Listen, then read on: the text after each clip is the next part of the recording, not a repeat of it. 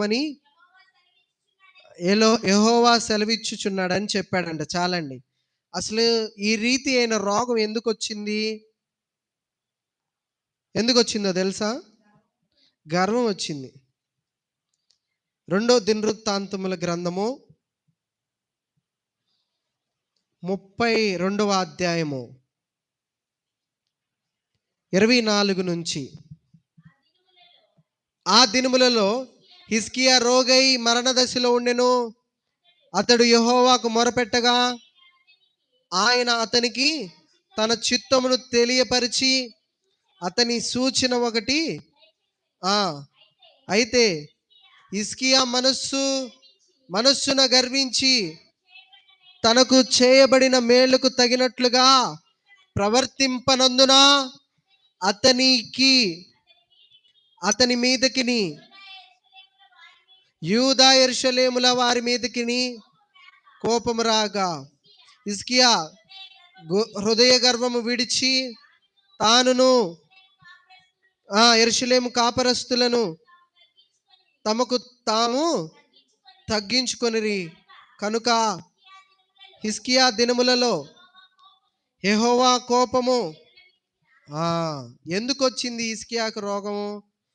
హిజ్కియా మనస్సున గర్వించి, ఇంత గొప్ప యుద్ధం దేవుడు జరిగించాడు కదా, ఇంక హిజ్కియా అంట నేనే ఇదిగో నేను లేకపోతే మీరు చచ్చేవాళ్ళు, నేను లేకపోతే మీరు ఉండేవాళ్ళ లేదు, నేను ఎప్పుడైతే నేను అన్న మాట వస్తుందో గర్వం వస్తుంది.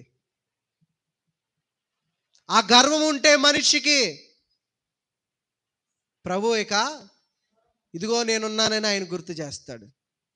ఎప్పుడైతే నేనని మనిషి అనుకుంటాడో ఇదిగో నేనున్నానని ప్రభువు గుర్తు చేస్తాడు.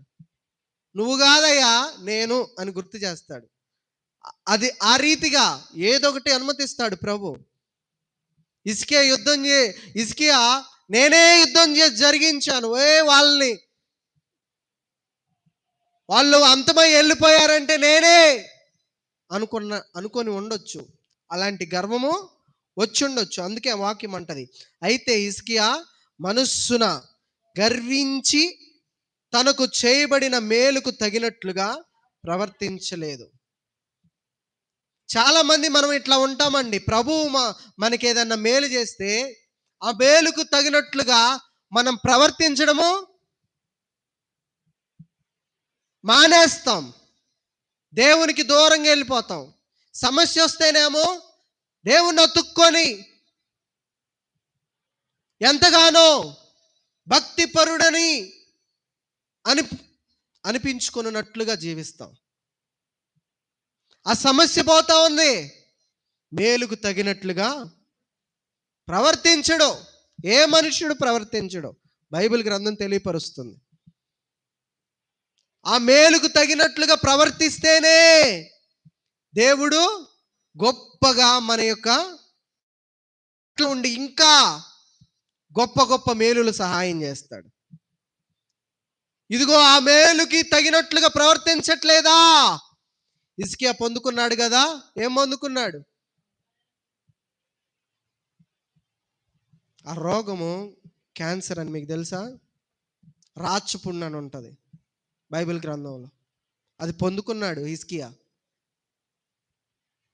ప్రియ దైవ జనాంగం, మనల్ని మనం పరిశీలన చేసుకోవాలి. ఇకప్పుడు గుర్తొచ్చాడంట దేవుడు. హిజ్కియా హృదయ గర్వము విడిచి తనను తాను తగ్గించుకున్నాడు. దేవునికి స్తోత్రం, హల్లెలూయా. ఎప్పుడైతే మనల్ని మనం, అప్పుడే ప్రభు మనకి తోడుగా ఉంటాడండి. హిజ్కియా ఆ రీతిగా గర్వించాడంట.